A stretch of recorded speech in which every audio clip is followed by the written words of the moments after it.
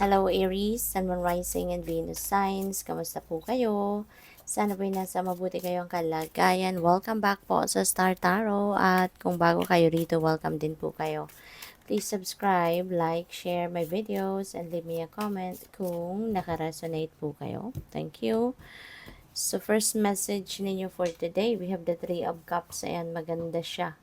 Kasi masaya, no? Meron ditong pagkikita-kita siguro ng magkakaibigan, maganda nating magkakasama sa trabaho, pamilya, magkakapatid. So, siguro meron kayong reunion, ganyan sa pamilya, or pwede ring baka nagkasalubong rin sa grocery, nagkasalubong sa mall, nagkaayaan, yung ganun ba, no? And you're gonna have fun, no? You're gonna have fun. Pwede rin na meron ditong, kunyari, invitation siguro, 'di ba? Sa okasyon, merong celebrations, kaya po pwedeng doon kayo magkikita-kita, no? So, have fun and enjoy. We have the Empress, beautiful. Si Empress kasi, um, abundant and prosperous energy. Kaya po pwedeng meron ditong kasaganaan sa pera na dadating sa inyo. You are going to live like kung anong kailangan ninyo, nandiyan dyan na, diba? So, komportable. No? Magiging komportable ang buhay ninyo, lalo-lalo na pagdating sa pera. Kasi po pwedeng maraming pera ang dadating or financial opportunities ang dadating na siyang, potential na magdala ng kasaganaan sa inyo. Si Empress then, this is a creation energy. Kaya po pwedeng kayo ay magsisimula, no? Baka meron kayong bagong income stream, baka meron kayong panibagong money path, so maybe you're going to embrace something new like that, no, na siyang magdadala sa inyo ng kasaganaan. Since si Empress din Mother Archetype ito, so possibly nang iba din sa inyo, baka you're giving birth, or baka yung person ninyo, or po pwedeng baka buntis, no? Baka nagbubuntis ang iba sa inyo, or kung hindi man kayo, baka yung inyong person. So, kaya good luck po. So, we have Ace of Wands. Ayan. This is new beginning energy. Okay? Maganda to. Kasi speaking of speaking of creation, speaking of new opportunities, so maaaring ito na yon, si Ace of Wands. This is a new opportunity na dadating na po pwedeng ito yung dito kayo magsisimula ng bagong pagkakakitaan. So, this could be a new job, a new career path, yung ganon, na mapapalago ninyo ito. You're going to start this new endeavor, and talagang pagsisikapan, pagtsatsagaan, kasi maaring dream come true ito para sa inyo eh. Kung ano mga ang offer na to, let's say bagong career path ito, na kukunin ninyo, and maaari, na this is the dream career, diba, na gusto ninyo. Kaya talagang, of course, kung gusto ninyong ginagawa ninyo, gusto ninyo yung bagay na yan, so pagsisikapan mo talaga, hindi ba, na yan ay magtagumpay, na yan ay mag-prosper, yung gano'n. Kaya, this is very exciting, no, para sa iyo. So, tignan natin kung ano pa ang mga mensahe para kay Aries. By the way, maraming salamat, no, for subscribing to my channel. At kung hindi pa po kayo nakakapag-subscribe, subscribe na kayo. And also, maraming salamat din for not skipping the ads, kasi malaking tulong po yan sa akin. At saka, kung gusto po ninyo na mag-join sa membership, just click the join button po sa baba ng video. Thank you. So, you are epic. Find your secret flow. And you are light. Ayan. So, napakaganda, no? Very optimistic. Ang galing. Kasi yung effort ninyo, Aries, is going to pay off. Your effort that you have done sa kung ano man ito, kunyari, sa trabaho ninyo. 'Di ba?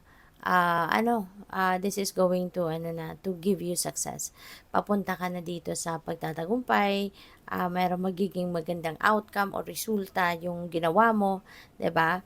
Kaya nga, kay epic ka. Kasi, nagawan mo ng paraan, no, na mapagtagumpayan. Maaring nahirapan ka din sa journey na ito, pero you managed to survive that, no? You manage to succeed sa sitwasyon na 'to by using, ginamit mo yung galing mo, yung isip mo, yung talento mo, talagang binuhos mo dito sa ginagawa mo. Kaya eto nagtagumpay ka, 'di ba? Siguro nahirapan ka din dito, 'di ba? From chaos to order, 'di ba? To success. Eto na, 'di ba? Ito na yung time na makikita mo na yung hirap mo, no, ay magbubunga na or nagbunga na, no, depende sa inyong sitwasyon. Find your sacred flow. Ayan, so napakaganda rin ito. Feeling ko dito you are going to start realizing, no, na mas maganda pala ang nagsusurrender sa universe, mas maganda pala yung pinapaubaya mo sa divine ang lahat, 'di ba? Sumusunod, no? Sumusunod ka sa kanyang gabay, sumusunod ka sa guidance ng divine universe.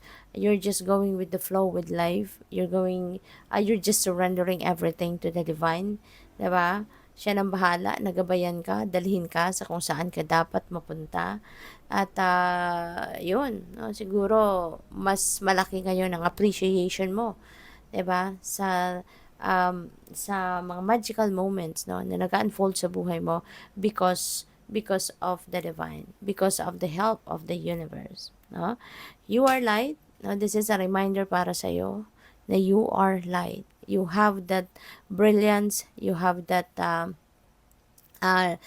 light within you, no? At gamitin mo 'yon, no? Gamitin mo yung liwanag mo para paliwanagin mo yung mga areas na nagkakaroon ka ng problema, mga areas na nagkakaroon ka ng mga challenges, no? So use that para doon sa iyong para doon sa mga dark circumstances mo, 'di ba? And pupwede rin, no, na this is your mission in life sa ngayon. This is your purpose sa buhay mo sa ngayon. Nagamitin mo din yung inyong liwanag para makatulong ka din sa ibang tao na magkaroon din sila ng liwanag, kaliwanagan sa buhay nila. Pwedeng, through your advices, through your opinions, kung hihingin nila yung opinion mo, 'di ba? Or through your guidance, no? Maaari na mag-create ka din ng magandang buhay para sa kanila, 'di ba? Kasi pupwede na nagme-mentor ka ng ibang tao, 'di ba? Pupwedeng you are a teacher, a spiritual guide, mga ganyan, 'di ba? So, maaaring ikaw yung nilalapitan ng mga tao din, 'di ba, sa paligid mo, to ask for guidance, to ask for opinion, to ask um, for makinig, no? Gusto nilang makinig ng inyong perspective, 'di ba? So, may inspire mo ang maraming tao, no? Maaari kasi sila yung ikaw yung kanilang pinipiling lapitan, no? So, good luck po. Thank you for watching. Love and light. Namaste.